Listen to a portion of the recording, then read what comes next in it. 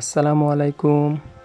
আজকে আমরা নিয়ে এসেছি ডায়াবেটিসের জন্য খুবই উপকারী কেলা কচুর ডালের বড়া বানানোর রেসিপি। প্রথমে আমরা বাড়ির পাশ থেকে কিছু পরিমাণ কেলা কচু পাতা সংগ্রহ করে নিচ্ছি। বেশ ভালো পরিমাণ কেলা কচু পাতা জন্মেছে বাড়ির পাশে। এরপর আমরা নিয়ে নিচ্ছি 1 কাপ পরিমাণ ডাল, 2 কাপ পানিতে আমরা ভিজিয়ে রাখলাম। এরপর আমরা শাকগুলো ভালো মতো ধুয়ে নিচ্ছি কুটার জন্য। এখন আমরা ভিজিয়ে রাখা ডাল সুন্দর মতো ধুয়ে নিচ্ছি।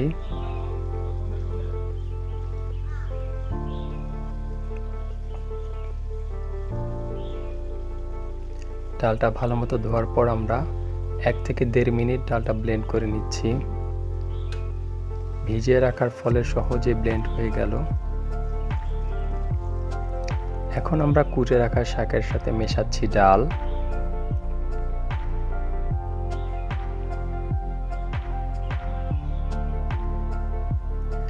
এরপর দিয়ে নিব একে একে মশলাগুলি। প্রথমেই আমরা দিচ্ছি খুব সামান্য পরিমাণে হলুদ,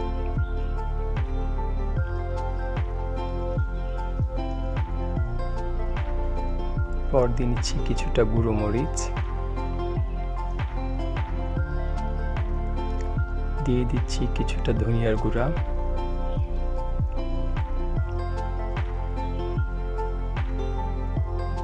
জিরার গুঁড়ো, কিছুটা নুন,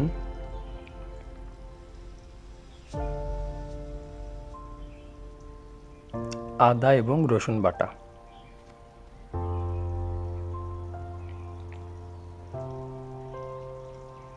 কাঁচামরিচ এবং পেঁয়াজ কুচি।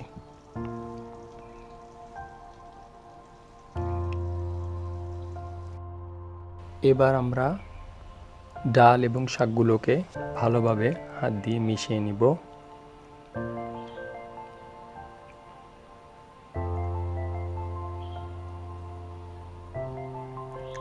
মোটামুটি মাখানো হয়ে গেলে দিয়ে দিচ্ছি বেসন।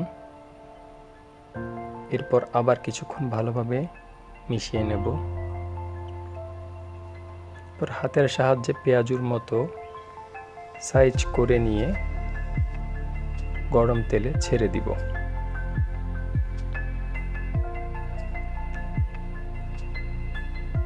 প্রায় 1 থেকে 1.5 মিনিট ভাজা হলে আমরা পাশ উল্টে অপর পাশটি ভাজার জন্য দিয়ে দিব। ব্রাউন কালার আসার পর্যন্ত ভাজতে থাকুন।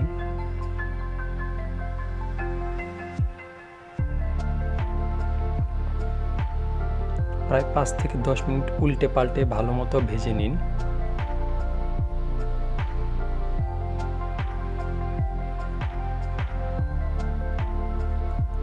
আমাদের বড়া প্রায় ভাজা শেষ। এখন আমরা পরিবেশনের জন্য নিয়ে যাচ্ছি। ব্যাস তৈরি হয়ে গেল ডায়াবেটিসের জন্য ভীষণ উপকারী এবং মুখরোচক কেলা কচু পাতা এবং ডালের বড়া। আপনারাও বাসায় ট্রাই করতে পারেন।